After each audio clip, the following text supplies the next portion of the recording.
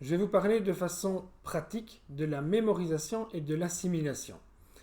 Premièrement, je essaierai de vous expliquer pourquoi il y a autant de différences entre les élèves à ce niveau. Donc certains apprennent très vite les outils, d'autres prennent plus de temps ou ont besoin d'une aide extérieure.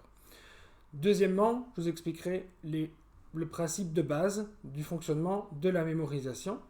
Et troisièmement, les particularités qu'il peut y avoir d'un élève à un autre dans la manière de trouver, de développer des outils concrets pour cette mise en place.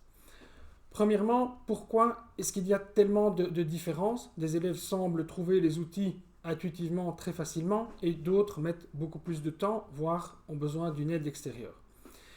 Évidemment, chaque personnalité est différente. Certains élèves sont outillés différemment et donc ont une mémoire à court terme qui est plus efficace, qui a tendance à retenir plus facilement et à se prolonger dans le temps, à faire fonctionner leur connexion une fois qu'ils ont appris un concept de façon spontanée et donc vont avoir une rétention beaucoup plus efficace, naturellement, spontanément. Certains élèves donnent plus d'intérêt à certains types de sujets que d'autres également. Bref, tout le monde est très différent à ce niveau-là. Donc voilà, certains élèves vont avoir besoin d'outils plus efficaces et ça se manifeste en général à partir de 10, 11, 13, 14 ans. Ça dépend un peu d'un élève à l'autre. Alors, ce qui est important de savoir, j'en viens au point 2, c'est comment fonctionne la mémorisation. C'est assez facile à comprendre en réalité. Vous recevez une information, visuellement, par écrit ou auditivement. Vous l'assimilez intuitivement, spontanément en mémoire à court terme et il va y avoir une certaine rétention. Le cerveau automatiquement va effacer les choses qui lui semblent les moins importantes au fil du temps.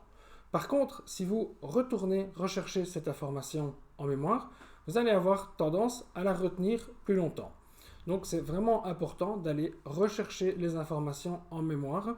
C'est ça qui va permettre la rétention.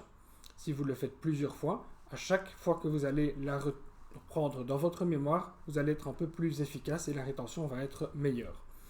Bien entendu, si vous travaillez par couche, donc vous assimilez de cette manière une partie de mémoire, vous mettez en mémoire une partie courte de matière, puis une seconde partie, puis une troisième partie. Quand vous avez terminé avec la troisième partie, vous allez prendre un peu d'altitude et globaliser les choses. Donc refaire cet exercice sur les 3 chapitres ensemble. Et donc vous allez construire dans votre mémoire de façon plus structurée votre assimilation. Ce sera évidemment plus efficace quand vous devrez ensuite venir récupérer les informations. Donc c'est vraiment important. Le principe de base, c'est vous recevez une information. Bien entendu, il faut être un minimum attentif durant cette partie. Puis vous allez la récupérer en mémoire en vous concentrant. Et alors on va vous expliquer plusieurs outils à ce sujet dans le point suivant. Et vous allez faire cet exercice plusieurs fois, éventuellement avec un petit temps d'espace entre les phases, pour pouvoir laisser la mémoire effacer ce qu'elle a spontanément tendance à ne pas retenir, et puis revenir dessus, insister sur les points les plus importants. Et enfin, une phase de plus en plus d'altitude pour vraiment globaliser les choses. Ça, c'est le point 2. Au niveau du point 3, on va avoir besoin d'outils pratiques, qui ne vont pas être les mêmes pour tous les élèves.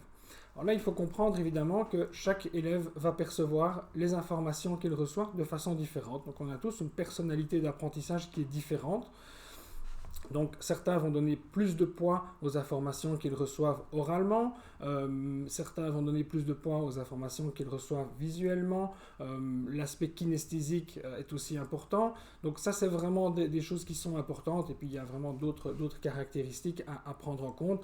On a des outils comme la gestion mentale, comme les profils d'apprentissage, les intelligences multiples qui permettent des petits tests pour aider l'élève à comprendre un peu mieux sa personnalité d'apprentissage. À partir de cela, il va pouvoir comprendre comment lui-même fonctionne et à partir de là, quels outils vont être utiles pour lui. Est-ce qu'il doit faire des mind maps? Est-ce qu'il doit faire des synthèses? Est-ce qu'il doit répéter oralement les choses qu'il doit retenir? Donc ça dépend vraiment d'un élève à l'autre. Donc là, il faudra faire ces petits tests pour s'approprier, déterminer quels sont les outils et se les approprier. Voilà, j'espère que ce sera un point de départ utile pour vous améliorer au niveau de la mémorisation.